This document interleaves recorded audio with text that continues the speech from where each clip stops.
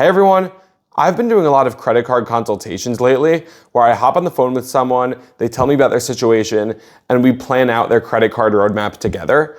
And one of the most common questions that I've been getting is how many credit cards should I get? And so I figured I'd make a video addressing that here because what I tell everyone is pretty similar, but I think it's important given that there are lots of people out there that say everyone should become a churner and everyone should burn as many cards as they can. Then you have other people who say that you should just focus on multipliers, getting your best cash back.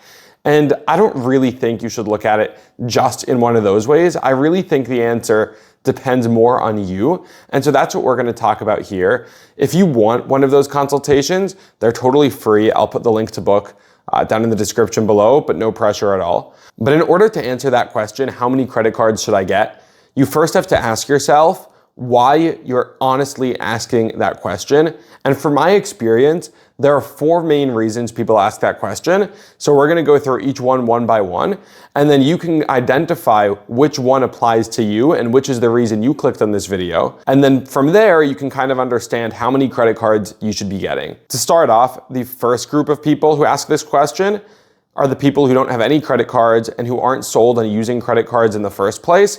And they're wondering, should I get any credit cards, right? Should I even get one credit card? And to those people, I'd point out a couple things. Before even getting to the rewards, I'd point out the security benefits of having a credit card, which is that if someone steals your credit card and spends money on it, that's the bank's money they're spending and not yours, and so you're not on the hook for it. But if they steal a debit card, for example, or if they steal your wallet and get your cash, right, then you're on the hook for any money that's stolen. A bank isn't going to help you with that. So even if you don't get any benefits, there's value to credit cards. And then on top of that, the credit cards also give you benefits. And so as long as you treat the credit card like a debit card or like cash, in the sense that you only spend what you'd normally be spending, and you don't think of it in terms of, oh, look, I have this big credit limit available to me because that number is really irrelevant, then I think it's a no-brainer to get a credit card. And so the answer to people in that category is, listen, if you're wondering whether or not to get a credit card at all, you probably should. If you're wondering which credit card to get, there are lots of videos on that. There's lots more you can learn. If you're wondering, you can get a consultation with me and I'll help you. But first off, you should get at least one card. And I think for people who are coming from that perspective, that's enough of an answer so far for that question because they haven't yet dived deeper into credit cards and they aren't even thinking about how many credit cards beyond whether or not to use a credit card at all should I get. And then you have the people who ask the question, how many credit cards should I get? Because they're trying to optimize the amount of rewards that they're getting, whether that be cash back or travel, and they're trying to figure out, okay, how many credit cards do I need in order to actually optimize my cash back or my travel benefits? And to those people, I'd say the answer depends on looking internally and asking yourself, how deep into this credit card rabbit hole do you actually want to go? Because if you don't want to go that deep into the credit card rabbit hole and you're just comfortable getting a couple % back on every transaction and you are from 2 to 5% and using that as your rewards, and then maybe you'll focus a little bit on getting good redemption value. So maybe you'll get 2 cents per point. So maybe your 2 to 5% back might end up being 4 to 10% back on everything. If that's what your goal is, then you don't need that many cards and you should probably just focus on multipliers. And then I'd point you in the direction of the Chase Trifecta, maybe the Capital One Duo, maybe the basic Amex cards that help you with high categories. I'd point you towards those cards and then just say get any cards that give you positive value each year in benefits relative to their annual fee, because why not, right? Those are essentially free cards if they're cards that you would have a positive value from anyway. But I think the people that really want to maximize their rewards and that really want to maximize their cash back, those people probably don't want to settle for, okay, I have my handful of cards and that's what I'm sticking with for the rest of my life and I'm never getting a new card again.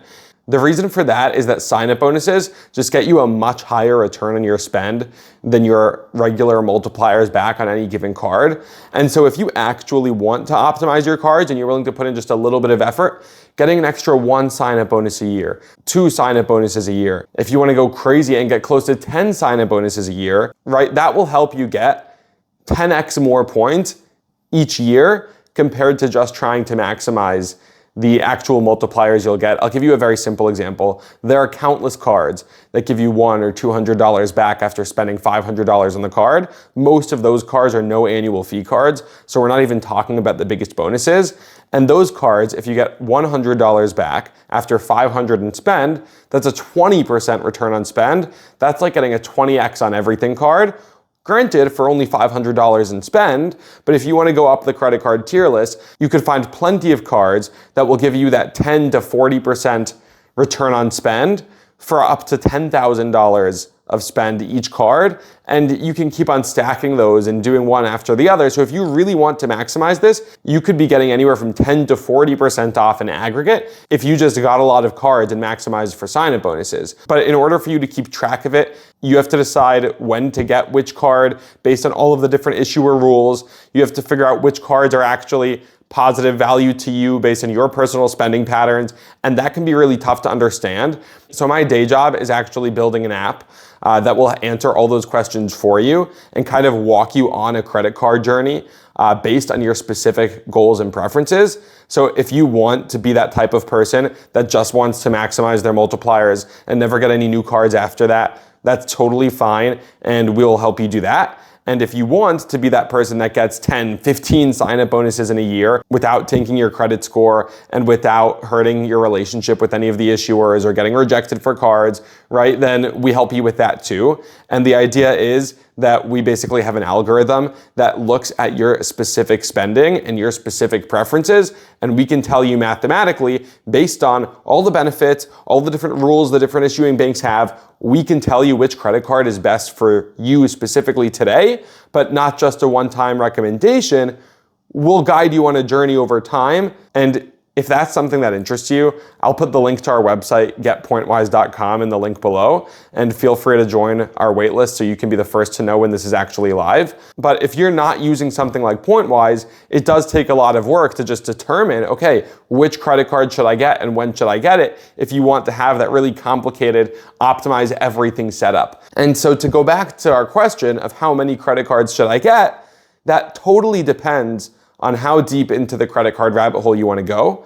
And it can be as little as 3 for the Chase trifecta if you want to maximize your rewards, and it could be as high as 30 or 40 or even 50 depending on how crazy you want to get. I know that's not a perfect answer and it's really vague for people who are asking the question, how many credit cards should I get in order to maximize my travel and cash back?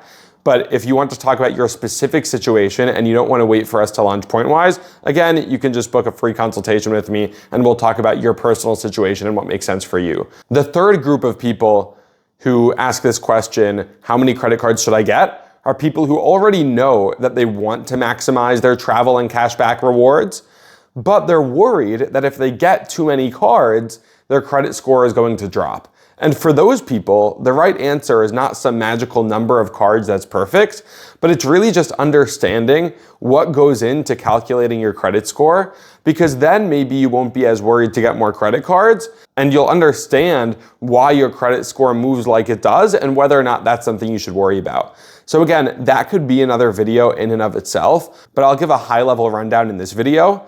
The reason a lot of people think that getting new credit cards hurts your credit score is because in the short term, after you open a new credit card, it usually does. Your credit score will probably go down by at least a little bit when you get a new credit card, and that worries people because then they think, oh, if I get 10 credit cards in a year, 5 credit cards in a year, right, what's going to happen to my credit score? It's going to be that times 5, it's going to be that times 10. But once you understand what goes into your credit score, it's not really something to worry about. In fact, it's actually good for your credit score to get more credit cards. So let me explain. The reason your score goes down when you first open a new card is because of 2 things. Number 1, you get a new hard inquiry, and hard inquiries count for around 10% of your credit score. So if you got 1 million hard inquiries all today, your score would drop by around 10%. That being said, that only affects your credit score for 12 months, and in 24 months, they go off your credit report entirely. So lenders can't even see it if they tried. The logic there is that if you're applying for lots of credit cards at once, you probably need the credit, so you're slightly less trustworthy as a borrower. The second reason your credit score falls when you open a new card is because when you open a new card, your average age of your credit accounts goes down because you have, say for example, you had one card that was open for 1 year and one card that was open for 2 years. So now your average age of accounts between the 1 year and 2 year card is 1.5 years. If you open up a card now, the average age of your account goes from 1.5 years to 1 year because the new card has 0 years on it, right? So that drops your average age of your accounts by a little bit. However, that's going to keep happening as long as you have a small number of cards. The more cards you have that you've aged for years on end without canceling them, so this is especially great for no annual fee cards because you can essentially hold them forever and they keep on raising the average annual age of your credit account. So over time, having lots and lots of cards that you've had for a long time is actually really great for your credit score because that brings up the average age of your accounts. But again, you have to start with young accounts in order to get to old accounts. So in the short term, your credit score is going to go down a little bit. But over the long term, as you get lots of cards and you keep a lot of them over time, the average age of your accounts is going to start to go up really, really quickly because you're going to have a lot of accounts that age all at the same time. So again, your score could go down in the short term, but up in the long term. And the reason for that is because if you're able to successfully manage multiple different credit lines without defaulting on them, even if you don't spend much or at all on all of them, showing that you're able to handle that responsibly over a long period of time is something that shows the credit card companies that you're a trustworthy customer. So to summarize, for people who ask, how many credit cards should I get because I'm worried about hurting my credit score, for them, they should just understand that in the short term, their credit score is going to go down by a little bit in order to get a new credit card. But that the more credit cards they get now that they can keep open for a long time, in the long term, that'll actually help their credit score much more than it will ever hurt it today. The fourth and final group of people who ask the question, how many credit cards should I get? They know that they want to maximize their rewards. They know that it won't be bad for their credit score in the long run. It might even be good for their credit score to get a bunch of cards now and start aging them. But they're wondering, maybe it's actually not good for them to optimize rewards by getting so many cards. And the reason they would tell you that is because of something called issuer rules. And these issuer rules are rules that each credit card company has, which are designed to make it so that it's harder to game the system and so that you can't just get a ton of sign-up bonuses one after the other for their cards and bankrupt them by getting 40% back on everything. And so each credit card company has these different rules and they want to make sure that they're not getting so many cards that they violate those rules. So for example, the most famous one of these rules is called Chase's 524 rule, where Chase will deny you for any credit card, personal or business, if you've opened 5 or more credit cards across all credit card companies within the last 24 months. So those people I would tell, if you haven't yet maximized your Chase sign-up bonuses, you should definitely not get more than 5 personal credit cards within 24 months, because then you're making yourself ineligible for the rest of the cards in Chase's ecosystem, and Chase has a really valuable ecosystem for rewards. There are other rules also that you should be wary of, and these ones we call sequence rules, where American Express has a rule, for example, where they group cards together in card families, and each card family has to be gotten in order, or else you make yourself ineligible to ever get the bonus for the other cards in that family or in that sequence. So a common example is the Amex Green, Gold, and Platinum cards. So the Amex Green, Gold, and Platinum cards are in the same family, and the Platinum card is the highest, the Gold is in the middle, and the Green is the lowest. And if you get any of the higher cards before getting the lower cards, you are now ineligible for ever getting the sign-up bonus on the lower tier cards in that family.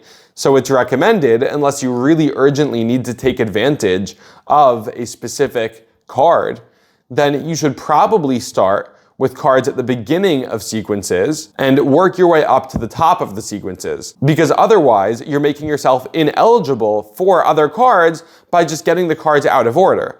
The most popular sequences there are that you should be aware of are, like I said, the Amex Green, Gold, and Platinum cards, but also the Amex Delta cards. And if you're worried about keeping track of all of this yourself and potentially locking yourself out of hundreds of thousands of points in bonuses by just getting cards out of order, the app that I'm building in my day job, Pointwise, our algorithm actually has hard-coded into it all of these different sequences so that you don't have to keep track of it in your own head, and we'll make sure that you never get the cards out of order so that you never disqualify yourself for a bunch of different bonuses. And again, you can sign up for the waitlist at the link down in the description below or at our website, getpointwise.com. But as a general rule, aside from Chase's 524 and the Amex sequencing rules, there are tons of other rules that these credit card issuers have, all of which we do account for in our algorithm at Pointwise. But if you don't want to use something like Pointwise and you just want a very basic way to make sure that you're following a majority of the rules, even though it won't be all of them, and you might get yourself into a little bit of trouble, but not a lot of trouble in terms of points that you're sacrificing, if you wait around 3 to 4 months between getting each card, you are already going to be abiding by more than half of the issuer rules, I would say. But again, then you're slowing yourself down because you're not getting sign-up bonuses as quickly as you could have if that's the route you want to go down. So I guess the point that I'm trying to get at here is that the question, how many credit cards should I have, really depends on you and how seriously you want to take this. There are people who have hundreds of cards, and that's probably overkill. And there are people who have 0 cards, and that's almost definitely not enough. The right answer for you just goes into how much effort you want to put into it. Pointwise tries to make it so that you don't have to put any effort into it, but you could be the type of person that just says, listen, I want to get 3 or 4 cards and that's it.